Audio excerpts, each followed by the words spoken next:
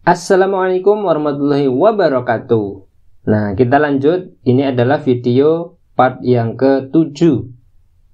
Masih di subbab D, operasi vektor. Di video ini kita akan belajar tentang penjumlahan vektor secara analitis komponen vektor. Nah, saya ingin mengingatkan ke kalian pada subbab yang kedua atau video yang part yang kedua, itu kan kalian sudah belajar memahami cara menguraikan vektor atau cara memproyeksikan sebuah vektor. Nah, misalkan di sini ada vektor f. Ini adalah vektor f karena miring sehingga dia pasti punya dua nilai, yaitu searah sumbu x dan searah sumbu y. Misalnya saja di sini adalah tetanya. Nah, di sini berarti searah sumbu x, berarti ini adalah fx, vektor fx. Sedangkan yang di sini searah sumbu y ini adalah vektor fy. Kalau theta yang diketahui adalah di bagian sini, maka otomatis fx ini, fx, masih ingat? Fx sama dengan f sin apa cos, mengambil sudut theta, berarti fx ini sama dengan f cos theta. Lawannya di sini berarti fy sama dengan f sin theta. Berarti kalau kita ingin mencari besarnya f sama dengan akar fx kuadrat ditambah fy kuadrat. Berarti kalau kita ingin mencari besarnya vektor f, besarnya vektor f itu sama dengan akar vektor fx kuadrat ditambah vektor fy kuadrat.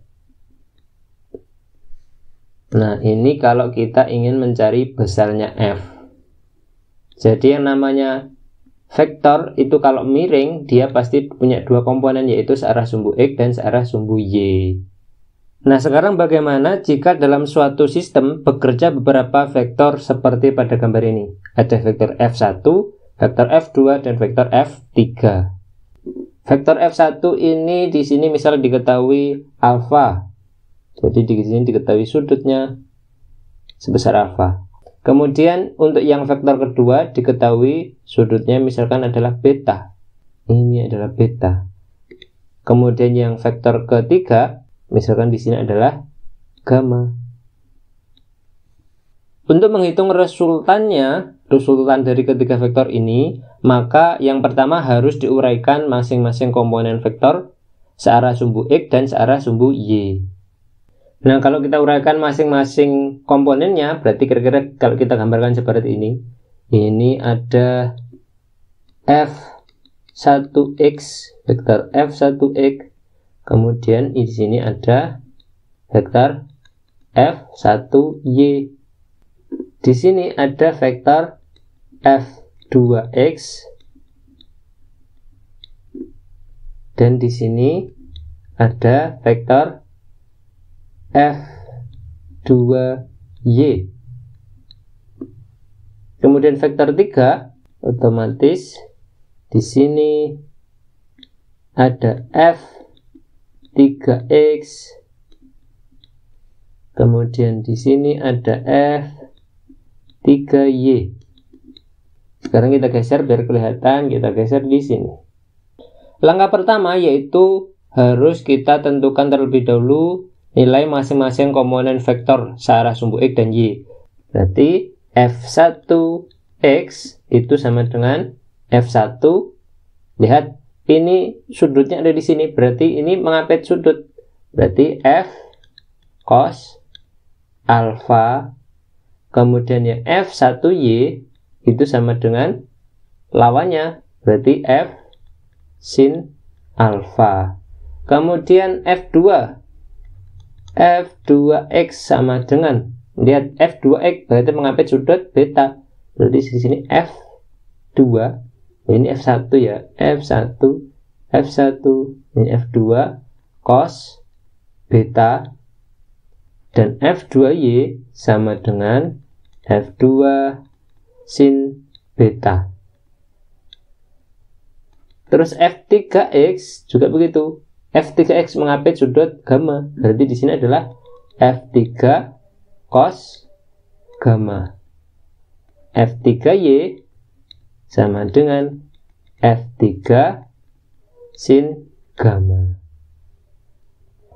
Kalau sudah menentukan masing-masing komponen, langkah yang kedua, jadi langkah pertama, langkah keduanya adalah menjumlahkan pada masing-masing komponen.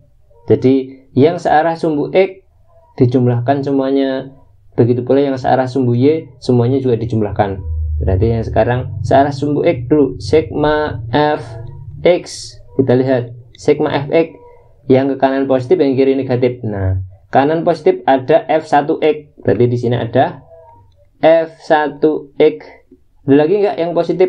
Nggak ada. Di sini ada F2X, berarti min F2X. Nah, sigma Fx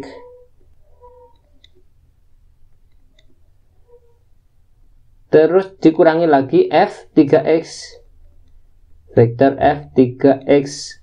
Sedangkan yang sigma Fy di sini sama dengan, lihat yang ke atas yang positif, berarti di sini ada F1Y. F1Y ditambah F2Y. Terus ada lagi. Nah, F3-nya ke bawah berarti negatif F3Y. Nah, kalau sudah ketemu seperti ini, langkah ketiganya adalah menentukan resultannya. Besarnya resultan itu sama dengan akar sigma Fx kuadrat ditambah sigma Fy kuadrat. Nah, ini adalah cara menentukan besarnya resultan dari suatu atau beberapa vektor dengan menggunakan analitis komponennya. Terus bagaimana untuk menentukan arah dari resultannya?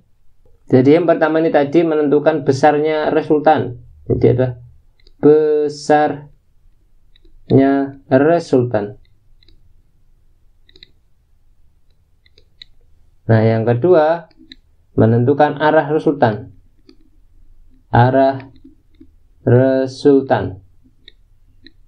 Untuk menentukan arah resultan, kita bisa pakai bantuan tan theta atau gradien atau kemiringan grafik, ya kan.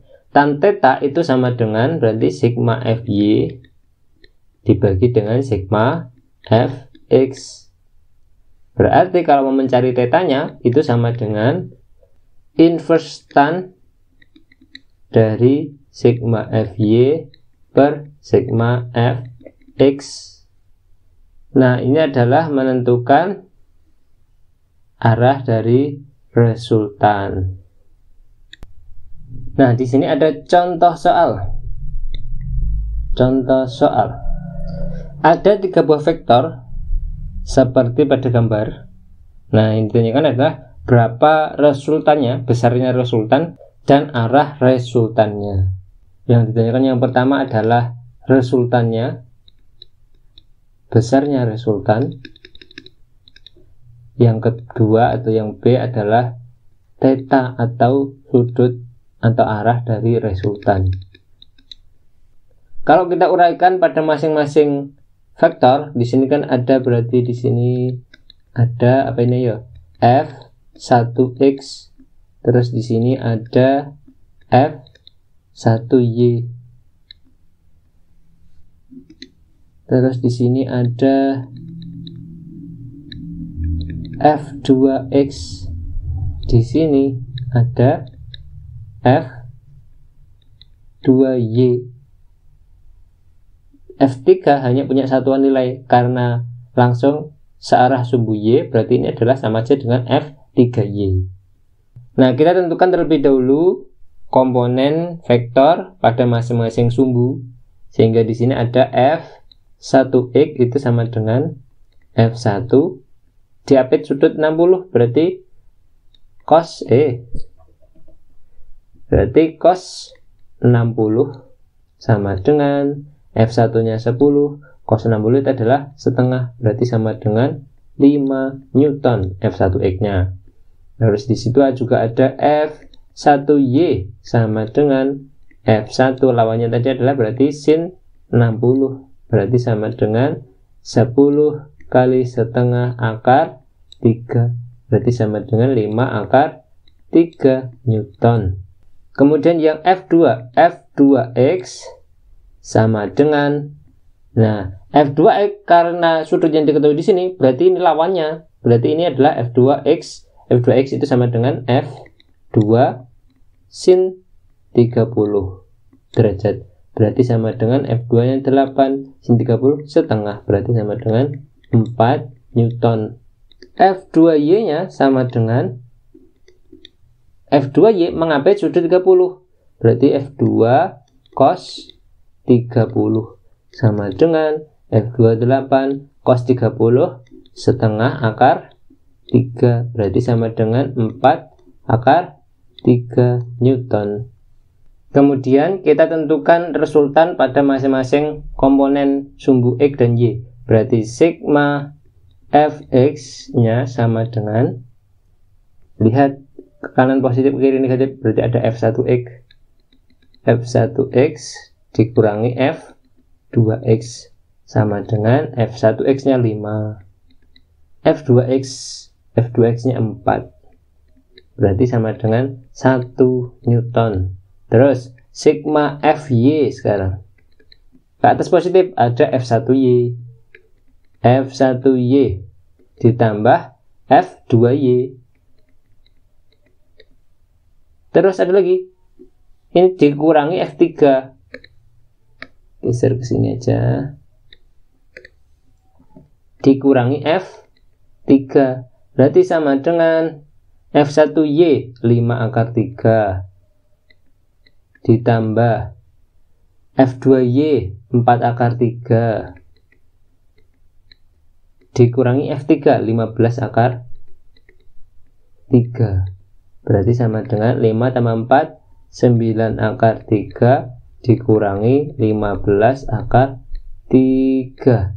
9 dikurangi 15 sama dengan 6 atau min 6 akar 3.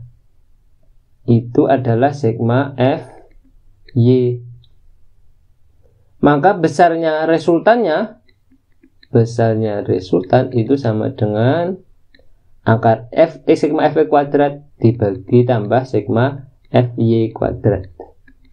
Sigma Fy kuadrat sama dengan akar 1 kuadrat ditambah min 6 akar 3 kuadrat sama dengan 1 ditambah 6 kali 6 36 akar 3 dikuadratkan jadi 3, berarti sama dengan 1 ditambah 36 kali 3 108 tambah 1 berarti sama dengan 109.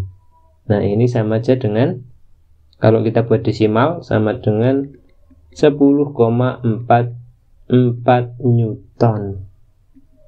Yang B, menentukan arah resultannya, berarti kita pakai bantuan tan theta sama dengan sigma Fy per sigma Fx, berarti sama dengan sigma Fy nya adalah min 6